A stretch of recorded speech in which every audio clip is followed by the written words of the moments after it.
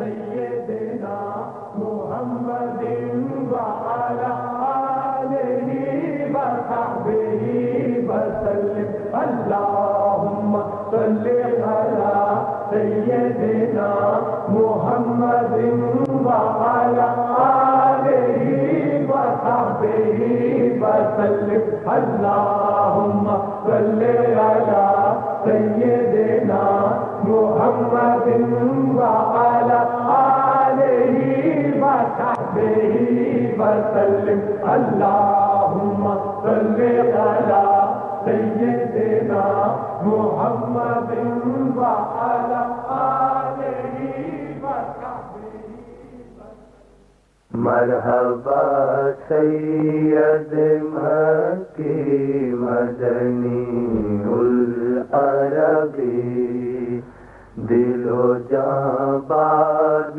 فدایت عجب خوش لقبی مرحبا سید مکی مدنی العربی۔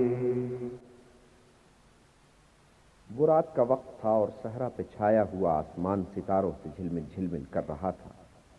غیب سے ایک آواز آئی کہ اے ابراہیم خیمے سے باہر آ اور آسمان کو دیکھ۔ حضرت ابراہیم خیمے سے باہر آئے اور آسمان کو دیکھا کہ ستاروں سے اس کی گود بھری ہوئی ہے۔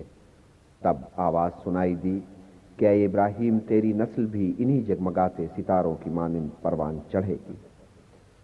اور یہ وہ وقت تھا جب حضرت ابراہیم 76 کے پیٹے میں تھے اور ان کی بیوی سارہ 80 کے سن کو پہنچ چکی تھیں اور ابھی تک ان کے کوئی اولاد نہیں ہوئی تھی۔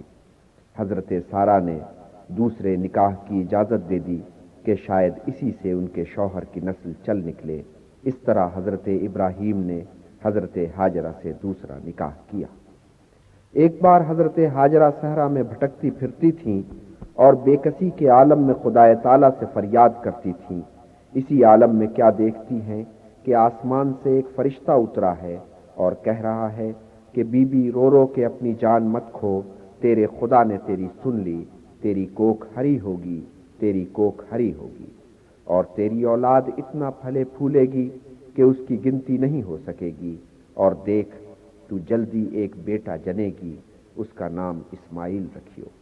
حضرت ہاجرہ خوش خوش گھر واپس آئیں اور شوہر کو بشارت کا احوال سنایا۔ بشارت پوری ہوئی، حضرت ہاجرہ کے بیٹا پیدا ہوا۔ حضرت ابراہیم نے اس کا نام اسماعیل رکھا۔ کچھ عرصے بعد حکم ہوا کہ حضرت ہاجرہ اور حضرت اسماعیل کو وطن سے دور بھیج دیا جائے۔ حضرت ابراہیم نے دکھے دل کے ساتھ اپنی بیوی اور بیٹے کو غربت کے سفر پر رخصت کیا۔ حضرت ہاجرہ بچے کو لے کر نکل کھڑی ہوئیں۔ سمجھ میں نہ آتا تھا کہ کہاں جائیں، جدھر منہ اٹھا ادھر چل پڑیں اور دور کی راہوں پر نکل گئیں۔ ہرج مرج کھینچتی، رنج سفر اٹھاتی وہ عرب کی ایک بنجر وادی میں جا نکلیں۔ یہ وادی بکہ تھی جو کنعان سے اتنی دور تھی کہ اونٹ پر سوار ہو کر چلو تو 40 دن میں وہاں پہنچ سکتے تھے۔ حضرت ہاجرہ حیران و پریشان تھی کہ وہ کہاں آ نکلیں۔ بچہ پیاس سے تڑپنے لگا۔ دور دور تک پانی کا نام و نشان نہیں تھا۔ ماں کو اندیشہ ہوا کہ پانی نہ ملا تو اس کا لال تڑپ تڑپ کر مر جائے گا۔ حضرت ہاجرہ سے کچھ بن نہ پڑا تو انہوں نے اپنے لال کو گود سے اتار کر ریت پر لٹایا اور خود ایک ٹیلے پر چڑھ کر ارد گرد نظر دوڑانے لگیں کہ شاید کہیں پانی کے آثار دکھائی دے جائیں یا شاید کوئی قافلہ، کوئی مسافر آتا جاتا نظر آئے تو اسی سے پانی طلب کر لیا جائے، مگر وہاں دور دور تک نہ آدم دکھائی دیتا تھا، نہ پانی کے اثر آثار نظر آتے تھے۔ جب اس ٹیلے سے انہیں کچھ نظر نہ آیا تو وہاں سے اتر کر دوسرے ٹیلے پر چڑھ گئیں، وہاں سے بھی انہیں کوئی دکھائی نہ دیا۔ حضرت ہاجرہ سخت پریشان ہوئیں۔ ان دو مقامات کے درمیان وہ بدحواسی کے عالم میں 7 مرتبہ ادھر سے ادھر اور ادھر سے ادھر بھاگ کر گئیں۔ جب بھاگ دوڑ سے کچھ حاصل نہ ہوا تو تھک کر بیٹھ گئیں۔ اس کے بعد کیا ہوا؟ پرانے عہد نامے کی کتاب پیدائش میں اس کا ذکر یوں ہوا ہے: تب خدا نے اس لڑکے کی آواز سنی اور خدا کے فرشتے نے آسمان سے ہاجرہ کو پکارا اور اس سے کہا کہ اے ہاجرہ، تجھ کو کیا ہوا؟ مت ڈر کہ اس لڑکے کی آواز جہاں وہ پڑا ہے خدا نے سنی۔ اٹھ اور لڑکے کو اٹھا اور اپنے ہاتھ سے سنبھال کہ میں اس کو ایک بڑی قوم بناؤں گا۔ پھر خدا نے اس کی آنکھیں کھولیں اور اس نے پانی کا ایک کنواں دیکھا۔ اصل میں یہ ایک چشمہ تھا۔ حضرت اسماعیل کی ایڑی جس جگہ ریت کو رگڑ رہی تھی، عین اسی جگہ چشمہ ابلا۔ اس چشمے کی برکت سے یہ مقام قافلوں کے پڑاؤ کی جگہ بن گیا اور اس چشمے کا نام زمزم ٹھہرا۔ پھر یوں ہوا کہ حضرت ابراہیم کو بیٹے اور بیوی کی یاد آئی۔ حضرت سارہ کی گود بھی ہری ہو چکی تھی۔ ان کی گود میں اسحاق نام کا بیٹا کھیلتا تھا۔ ان سے رخصت ہو حضرت ابراہیم ہاجرہ اور اسماعیل کی تلاش میں نکلے۔ چلتے چلتے آخر منزل مقصود پر پہنچے اور اس کے بعد کا احوال قرآن میں یوں بیان کیا گیا ہے کہ خدا تعالیٰ نے ابراہیم کو چشمہ زمزم کے قریب وہ مقام دکھایا جہاں اسے اپنے بیٹے کے ساتھ مل کر امن و امان کا ایک گھر تعمیر کرنا تھا۔ بتایا گیا کہ یہ گھر کس طرح تعمیر کیا جائے گا اور اس کا کیا نام رکھا جائے گا۔ نام کعبہ تجویز کیا گیا۔ کعبہ جب تعمیر ہو رہا تھا تو ایک فرشتہ ابو قبیس کی پہاڑی پر پہنچا اور وہاں سے وہ آسمانی پتھر اٹھایا کہ اس دن سے جس دن سے وہ زمین پر اترا تھا محفوظ چلا آتا تھا۔ یہ پتھر جنت سے زمین پر آیا تھا اور جنت سے اترتے وقت وہ دودھ سے زیادہ سفید تھا، لیکن آدم کے بیٹوں کے گناہوں کے اثر سے وہ سفید سے سیاہ ہو گیا۔ جب یہ مقدس گھر تعمیر ہوا تو خدا کی طرف سے حکم آیا کہ اسے مقام حج قرار دیا جائے۔ حج کے آداب طے کیے جائیں، جو یہاں حج کرنے آئیں انہیں آداب سے آگاہ کیا جائے۔ یوں وادی بکہ کا یہ مقام حج بن گیا اور بکہ رفتہ رفتہ مکہ بن گیا۔ اور وہ دو ٹیلے جن کے درمیان حضرت ہاجرہ پانی کی تلاش میں 7 مرتبہ دوڑیں، صفا اور مروہ کہلائے، اور حضرت ابراہیم نے حاجیوں کے لیے یہ لازم قرار دیا کہ وہ 7 مرتبہ صفا اور مروہ کے درمیان دوڑیں۔ یوں کعبہ مقام حج بن گیا۔ سال میں 1 مرتبہ حج ہوتا۔ حج کرنے والے عرب کے کونے کونے سے یہاں پہنچتے اور فرائض حج بجا لاتے۔ اسماعیل کی اولاد اب مکہ تک محدود نہیں تھی۔ وہ اتنی پھلی پھولی کہ یہ وادی اس کے لیے چھوٹی پڑ گئی۔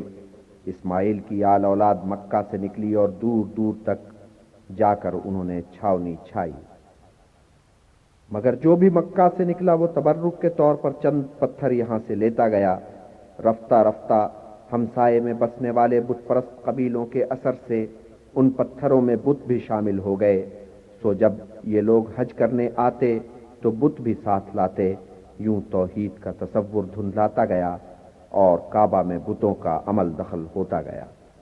لوگوں کی آنکھوں پر پردے پڑتے چلے گئے، ایسے پردے پڑ گئے کہ سامنے کی چیزیں بھی ان کی نظروں سے اوجھل ہو گئیں، اور تو اور زمزم کا چشمہ بھی ان کی آنکھوں سے اوجھل ہو گیا۔ اس کا ذمہ دار بنی جرہم کو سمجھنا چاہیے۔ بنی جرہم یمن سے آ کر یہاں آباد ہوئے تھے اور آل اسماعیل نے انہیں اس بات پر برداشت کیا کہ حضرت اسماعیل کی دوسری بیوی اس قبیلے سے تھیں، لیکن بنی جرہم نے اتنی زیادتیاں کیں کہ لوگوں کا پیمانہ صبر لبریز ہو گیا اور انہوں نے انہیں مار کر نکال باہر کیا۔ بنی جرہم نے جاتے جاتے یہ حرکت کی کہ زمزم کا چشمہ مسدود کر دیا۔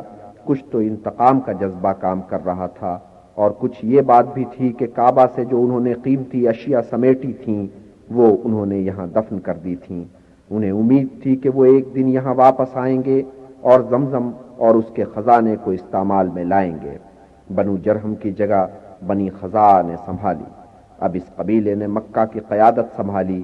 اس قبیلے کے لوگ عرب تھے اور حضرت اسماعیل کی اولاد میں سے تھے، مگر نقل وطن کر کے یمن چلے گئے تھے۔ وہاں سے وہ واپس آئے اور بنی جرہم کو پسپا کر مکہ پر چھا گئے، مگر بنی خزاعہ بھی غافل لوگ ثابت ہوئے۔ انہوں نے زمزم کا سراغ لگانے کی کوشش نہ کی۔ جو دوسرے چشمے یہاں نکل آئے تھے اور جو کنویں کھودے گئے تھے انہیں اس قبیلے نے کافی سمجھا اور چشمے کو نعمت خداوندی کا جو مقام رکھتا تھا اسے انہوں نے فراموش کر دیا۔ اس قبیلے نے ایک جرم اور کیا، ان کا ایک سردار شام کے سفر پر گیا تو وہاں سے تحفے کے طور پر ایک بت لے کر آیا جس کا نام حبل تھا۔ اس نے یہ بت کعبہ میں لا کر سجا دیا اور اہل مکہ کے لیے یہ بت سب سے بڑے بت کا مرتبہ اختیار کر گیا۔ تاریخ نے اپنے آپ کو دہرایا، بنو خزاعہ کے ساتھ وہی ہوا جو انہوں نے بنو جرہم کے ساتھ کیا تھا۔ ہوا یوں کہ حضرت ابراہیم کی اولاد میں ایک بہت طاقتور عرب قبیلہ وہ تھا جو قریش کہلاتا تھا۔ قبیلہ قریش کے ایک فرزند نے خزاعی قبیلے کے سردار کی بیٹی سے شادی کی اور بنو خزاعہ نے اسے اتنا عزیز جانا کہ بیٹوں پر بھی اس کو ترجیح دی، سو سردار کے مرنے کے بعد قصی مکہ کی سرداری اور کعبہ کے متولی بننے کا مدعی ہوا۔ اس پر بنو خزاعہ کے ساتھ اس کا مارکا پڑا اور جیت قصی کی ہوئی۔ قصی نے مکہ کا سردار اور کعبہ کا متولی بننے کے بعد کچھ انقلابی اقدامات کیے۔ اس نے اپنے قبیلے کے بہت سے افراد کو بلایا اور کعبہ کے قریب انہیں بسنے کی سہولتیں مہیا کیں، اور اب تک تو کعبہ کے متولی اپنے گھر نہیں بناتے تھے کہ کعبہ کے قریب مکانوں کی تعمیر کعبہ کی بے حرمتی تصور ہوتی تھی، سو وہ کعبہ کے آس پاس خیمے ڈال کر گزر بسر کرتے تھے، مگر قصی نے اس تصور کو رد کر دیا۔ سب سے پہلے اس نے خود اپنا مکان بنایا جس کا نام دار الندوہ رکھا گیا۔ اس کی ہدایت پر دوسرے اہل قریش نے بھی کعبہ کے آس پاس اپنے اپنے مکان تعمیر کر لیے۔ قصی کے 4 بیٹے تھے، ان میں عبد مناف سب سے زیادہ لائق سمجھا گیا، مگر قصی نے اپنے اس لائق فائق بیٹے کو نظر انداز کر کے اپنے سب سے بڑے بیٹے عبد الدار کو سر چڑھایا۔ اس نالائق بیٹے سے باپ نے اپنے آخری وقت میں کہا کہ لوگ میرے دوسرے بیٹوں کو سر چڑھاتے ہیں مگر میں تجھے عزت بخشوں گا، کعبہ میں تیری اجازت کے بغیر کوئی داخل نہیں ہو سکے گا، حاجیوں کو تو پانی پلائے گا، کھانا تو کھلائے گا، تیرے بغیر یہاں پتہ نہیں ہلے گا۔ اور اس وصیت کے ساتھ اس نے عبد الدار کو کعبہ کا متولی بنا دیا۔ عبد مناف نے سعادت مندی دکھائی اور باپ کی وصیت کا احترام کرتے ہوئے عبد الدار کو کعبہ کا متولی اور مکہ کا سردار تسلیم کر لیا۔ خیر، عبد الدار کا زمانہ تو خیریت سے گزر گیا، مگر جب عبد الدار کی آنکھ بند ہونے کے بعد یہ عہدے اس کی اولاد کو منتقل ہوئے تو قریش میں اس مسئلے پر اختلاف رائے ہو گیا۔ عبد مناف کا فرزند ہاشم ایک لائق فائق شخص تھا اور قریش کی آنکھوں کا تارا تھا۔ قریش کے آدھے لوگ ہاشم کے گرد اکٹھے ہو گئے اور عبد الدار کے حق تولیت کو چیلنج کیا۔ بات اتنی بڑھی کہ فریقین لڑنے مرنے پر آمادہ ہو گئے، دونوں طرف سفارائی ہونے لگی۔ صاف نظر آ رہا تھا کہ سر کٹیں گے، خون کی ندیاں بہیں گی، مگر بھلا ہو کہ وقت پر صلح صفائی ہو گئی۔ سمجھوتا اس پر ہوا کہ حاجیوں کو کھلانے پلانے کی اور اہل مکہ پر ٹیکس لگانے کی ذمہ داریاں عبد مناف کے بیٹے کے سپرد ہوں گی، کلید کعبہ اور ندوہ کی صدارت عبد الدار کے بیٹوں کے پاس رہے گی۔ سو جب حج کا زمانہ قریب آتا تو ندوہ کے اجتماع میں ہاشم کھڑے ہو کر خطاب کرتے کہ اے اہل قریش، تم اللہ کے گھر والے ہو اور حاجی اللہ کے مہمان ہیں، اور بے شک تم پر اللہ کے مہمانوں کا حق سب مہمانوں سے بڑھ کر ہے، اور خدا کی قسم اگر میرے پاس اتنی دولت ہوتی کہ میں ان کی میزبانی کا حق ادا کر سکتا تو تم سے کبھی سوال نہ کرتا۔ ہاشم کی اپیل کا خاطر خواہ اثر ہوتا، اہل قریش حاجیوں کی راہ میں آنکھیں بچھاتے۔ ہاشم کی عزت بہت تھی، مکہ میں بھی اور مکہ سے باہر بھی۔ ہاشم ہی نے کاروانی سفر کی طرح ڈالی تھی۔ ان کی قیادت میں مکہ سے سال میں 2 کارواں چلتے تھے، ایک کارواں جاڑوں میں جو یمن کی سمت جاتا تھا اور ایک کارواں گرمیوں میں جو شمال مغربی عرب کی طرف روانہ ہوتا تھا اور وہاں سے آگے چل کر فلسطین شام تک پہنچتا تھا۔ موسم گرما میں جو کارواں چلتا تھا اس کا پہلا پڑاؤ یثرب ہوتا تھا۔ اس نخلستان میں ایک زمانے میں زیادہ تر یہودی آباد تھے، لیکن اب اس علاقے کا اختیار جنوبی عرب کے ایک قبیلے کے ہاتھوں میں تھا۔ ویسے یہودی اب بھی یہاں شاد و آباد تھے۔ خیر، تو عرب کا یہ قبیلہ اب دو شاخوں میں بٹ گیا تھا، اوس اور خزرج۔ بنو خزرج میں وہ خاتون بھی تھی جن کا نام سلمہ تھا، جو عمر نجار کی بیٹی تھی۔ ہاشم نے اس بی بی سے شادی کی خواہش کا اظہار کیا۔ اس بی بی نے شرط پیش کی کہ میرے معاملات میں آپ دخیل نہیں ہوں گے، اور جب میرے بیٹا پیدا ہوگا تو 14 سال کی عمر تک وہ میرے ساتھ یثرب ہی میں رہے گا۔ ہاشم نے یہ شرطیں منظور کر لیں۔ شادی ہوئی، چاند سا بیٹا پیدا ہوا، نام اس کا شیبہ رکھا گیا، مگر ہاشم کی عمر نے وفا نہیں کی۔ ایک سفر میں بیماری نے اسے آ لیا، فلسطین میں غزہ کے مقام پر اس کا انتقال ہوا۔ ہاشم کے 2 سگے بھائی تھے، عبد الشمس اور مطلب، اور ایک سوتیلا بھائی نوفل۔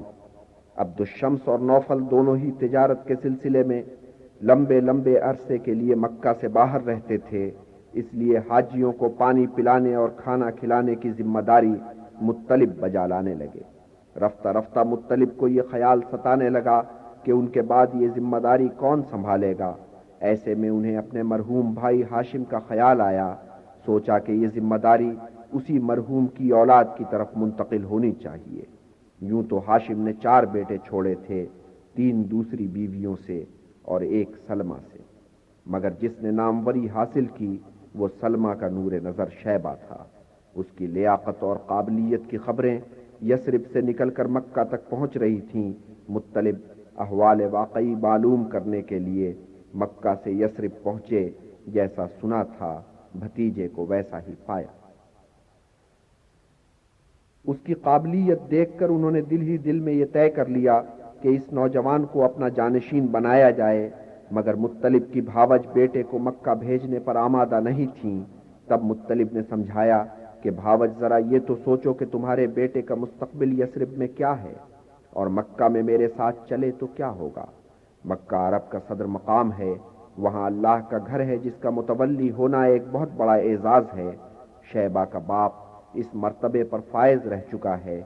شیبہ بھی ایک بڑے باپ کے لائق فرزند ہونے کی بنا پر اس مرتبہ پر فائز ہو سکتا ہے، مگر یہ اعزاز اسے یثرب میں بیٹھے ہوئے نہیں ملے گا۔ اس خاطر لازم ہے کہ ہمارا بھتیجا مکہ چل کر اہل قریش کے ساتھ رچے بسے۔ ماں کو بیٹے کا یہ مستقبل خوشائند نظر آیا۔ اس نے شیبہ کا ہاتھ چچا کے ہاتھ میں پکڑا دیا۔ مطلب بھتیجے کو ہمراہ لے کر خوش خوش مکہ روانہ ہوئے۔ مطلب مکہ میں اس شان سے داخل ہوئے کہ اونٹ پر آگے وہ بیٹھے تھے، پیچھے شیبہ بیٹھے تھے۔ دیکھنے والوں نے مطلب کے ہمراہ ایک اجنبی نوجوان کو دیکھا تو سمجھے کہ مطلب کوئی غلام خرید کر لایا ہے۔ ان کی زبانوں سے بے ساختہ نکلا عبد المطلب، یعنی مطلب کا غلام۔ مطلب نے کہا کہ خدا تمہیں سمجھے، یہ کیا کہتے ہو؟ یہ نوجوان میرے مرحوم بھائی ہاشم کا فرزند ہے اور میرا بھتیجا ہے۔ اس پر ایک قہقہا پڑا۔ مطلب کی وضاحت کچھ کام نہ آئی، ہونٹوں سے نکلی، کوٹھوں چڑھی۔ عبد المطلب کا نام ایسا چلا کہ شیبہ کا نام گم ہو گیا، عبد المطلب نام عام ہوا۔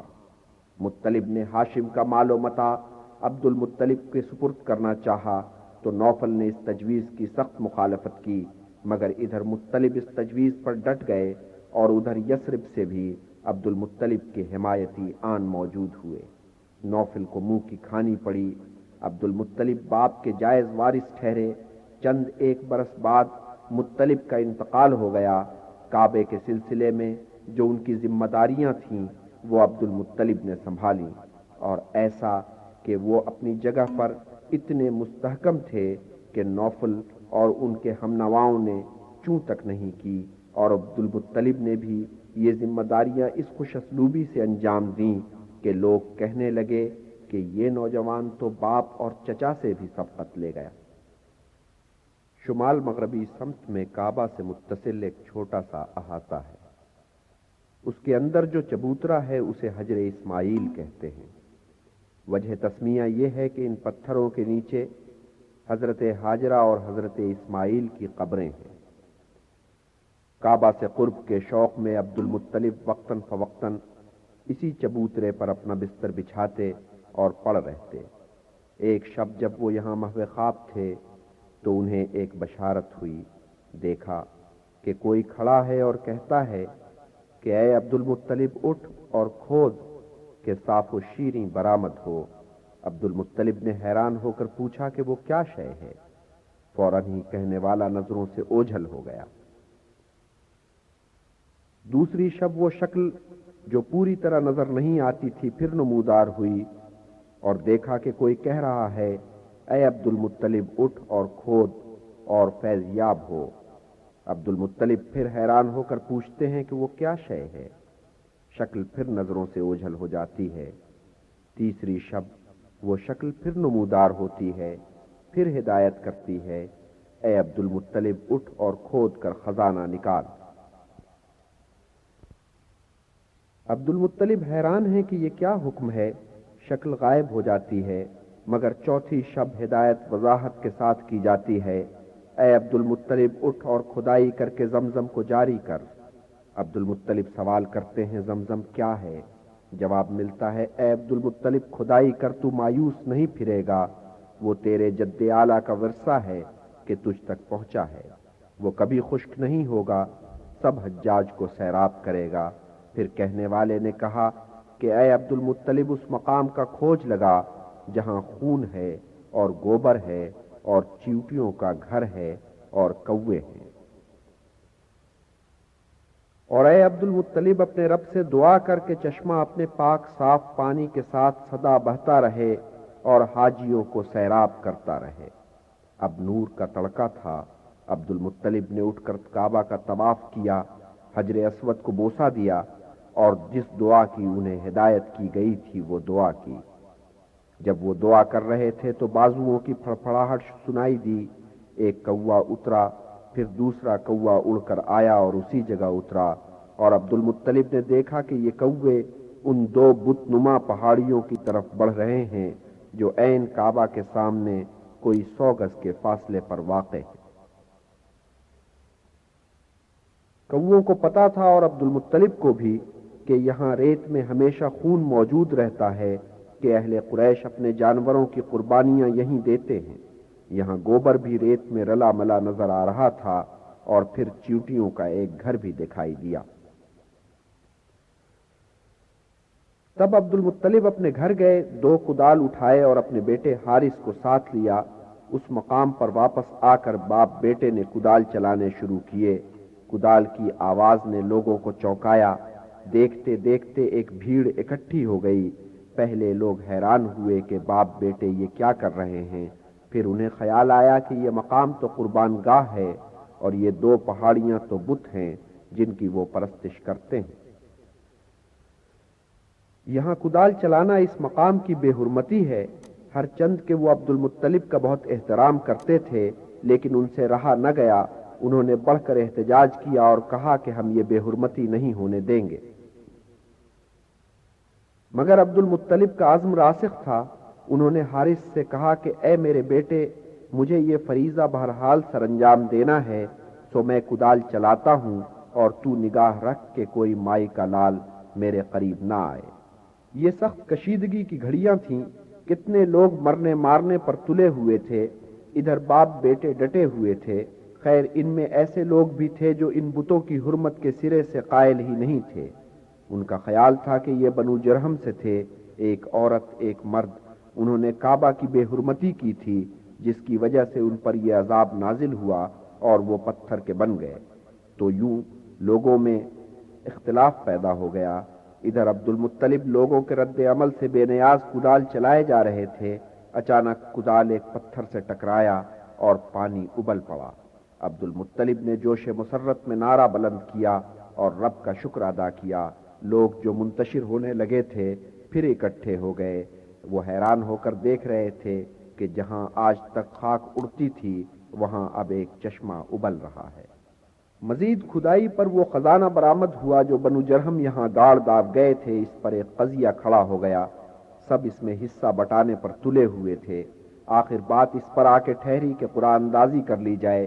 اس زمانے میں اختلافی مسائل کو طے کرنے کا جانا مانا طریقہ یہی تھا، اور قرآن اندازی کا اسلوب یہ تھا کہ کعبہ کے اندر حبل کے روبرو کھڑے ہو کر تیر چلایا جاتا۔ یہاں تیر اس طریقے سے چلائے گئے کے خزانے کی ہر شے کا نام لکھ کر دیوار پر لگا دیا گیا۔ اس پر 3 تیر چلائے گئے، ایک تیر عبد المطلب کے نام کا، ایک تیر کعبہ کے نام کا، ایک تیر اہل قریش کے نام کا۔ جس نام کا تیر نشانے پر جا لگا وہ شے اس کے حصے میں چلی گئی۔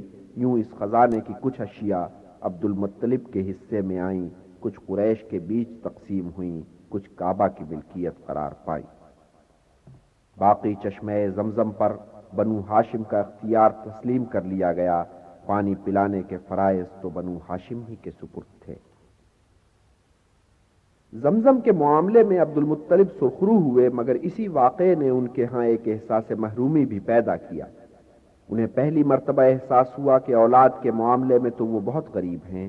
لے دے کے ایک بیٹا ہے، ان کے چچازاد بھائی امیہ کے کتنے بیٹے تھے، ان کے بھی اتنے ہی بیٹے ہوتے تو کسی کی مجال تھی کہ زمزم کی کھدائی پر انہیں ٹوکتا۔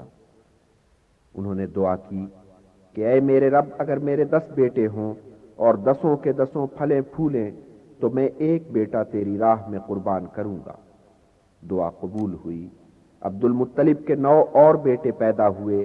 جب وہ جوان ہوئے، سوائے ایک عبداللہ کے جو ابھی کم عمر تھا، تو عبد المطلب کو اپنی منت کا خیال آیا۔ انہوں نے اپنے 10 بیٹوں کو جمع کیا اور اپنی منت ان کے سامنے بیان کی۔ بیٹوں نے باپ کے آگے سر تسلیم خم کر دیا۔ اب مسئلہ یہ تھا کہ کس بیٹے کی قربانی دی جائے۔ قرآن اندازی ہوئی اس طرح کہ 10 تیر لے کر ایک ایک تیر پر ایک ایک بیٹے کا نام لکھا گیا۔ تیر بان نے حبل کے پہلو میں کھڑے ہو کر تیر چلائے۔ اس طریقے سے قرے میں جس بیٹے کا نام نکلا وہ عبداللہ تھے، اور یہ وہ بیٹا تھا جو عبد المطلب کو سب بیٹوں سے بڑھ کر عزیز تھا۔ مگر انہوں نے اپنے پیارے بیٹے کا نام نکلنے پر ذرا ہچر مچر نہیں کی۔ پہلے ہی گھر سے چھری لے کر نکلے تھے۔ عبداللہ کا ہاتھ پکڑا اور چلے قربان گاہ کی طرف۔ عبد المطلب ایک ہاتھ میں چھری لیے اور ایک ہاتھ سے عبداللہ کا ہاتھ پکڑے قربان گاہ کی طرف بڑھ رہے تھے۔ عبد المطلب کی سب بیویاں اپنے اپنے بیٹوں کی طرف سے پریشان تھیں۔ ان بیویوں میں سب سے بااثر خاتون فاطمہ تھیں، جو عبد المطلب کے 5 بیٹیوں اور 3 بیٹوں کی ماں تھی۔ زبیر، ابو طالب اور عبداللہ۔ فاطمہ کا تعلق بنو مخزوم سے تھا۔ سارے بنو مخزوم ان کی کمک پر تھے اور موقع واردات پر آن موجود ہوئے تھے۔ ادھر 5 بہنیں بھی اپنے اس بھائی پر جان نچھاور کرتی تھیں۔ بنو مخزوم نے عبد المطلب کو ٹوکا کہ یہ کیا کرتے ہو؟ منت پوری کرنی ہے تو بیٹے کی جگہ کسی جانور کی قربانی دے دو۔ پھر کیا بیٹے کیا بیٹیاں، سب نے باپ کو گھیر لیا اور منت سماجت کی کہ ہمارے پیارے بھائی کو بھیٹ مت چڑھاؤ، اس کے بجائے جانور کی قربانی دے دو۔ عبد المطلب کس کس کی بات کو رد کرتے، سبھی ان کے اقدام کے خلاف تھے، سو انہیں جھکنا پڑا، لیکن آدمی با اصول تھے۔ جب تک کوئی مستند شخصیت یہ فتویٰ نہ دے دے کہ بیٹے کے بدلے میں جانور کی قربانی دی جا سکتی ہے، اس وقت تک وہ اس تجویز پر عمل کرنے کے لیے تیار نہیں تھے۔ آخر یہ طے ہوا کہ یثرب کی نامی گرامی کاہنہ عرافہ سے رجوع کیا جائے، وہ جو فتویٰ دے دے اس کے مطابق عمل کیا جائے۔ عبد المطلب نے عبداللہ کو اور 2 اور بیٹوں کو ساتھ لیا اور یثرب کی طرف چل پڑے۔ وہاں جا کر پتہ چلا کہ کاہنہ تو خیبر گئی ہوئی ہے، سو وہ یثرب سے خیبر گئے اور ان کے سامنے یہ مقدمہ پیش کیا۔ کاہنہ نے جواب دیا کہ کل جواب دوں گی۔ دوسرے دن جب عبد المطلب کاہنہ کی خدمت میں پہنچے تو اس نے کہا، اے عبد المطلب، جا اپنے شہر واپس جا، اپنے بیٹے کو کھڑا کر، بیٹے کے برابر 10 اونٹوں کو کھڑا کر، پھر 10 اونٹ مزید ان اونٹوں کے ساتھ شامل کر، اور پھر تیر چلا۔ جب تک تیر تیرے بیٹے کے سامنے گرتا رہے تو 10 اونٹ اونٹوں کی قطار میں شامل کرتا چلا جا۔ جب تیر اونٹوں کے سامنے گرے تو ان سب اونٹوں کی قربانی دے دے اور بیٹے کو بچا لے۔ عبد المطلب نے مکہ جا کر اس تجویز پر عمل کیا۔ کتنی بار تیر چلایا اور کتنی بار وہ عبداللہ کے سامنے جا کر گرا، عبد المطلب نے ہر بار 10 اونٹوں کا اضافہ کیا، یہاں تک کہ اونٹوں کی تعداد 100 ہو گئی۔ تب تیر اونٹوں کے سامنے جا کر گرا۔ سب خوش ہوئے کہ بیٹا بچ گیا، اونٹوں کی قربانی قبول ہوئی، مگر عبد المطلب نے اصرار کیا کہ ایک دفعہ تیر کا اونٹوں کے سامنے جا گرنا سند نہیں، 2 بار اور تیر چلایا جائے۔ سو 2 بار اور تیر چلایا گیا، دونوں بار تیر اونٹوں کے سامنے جا کر گرا۔ تب عبد المطلب کے دل کو اطمینان ہوا کہ پروردگار نے بیٹے کی جگہ اونٹوں کی قربانی قبول کر لی ہے، سو یہ 100 کے 100 اونٹ قربان کیے گئے، یوں عبداللہ کی جان بچی۔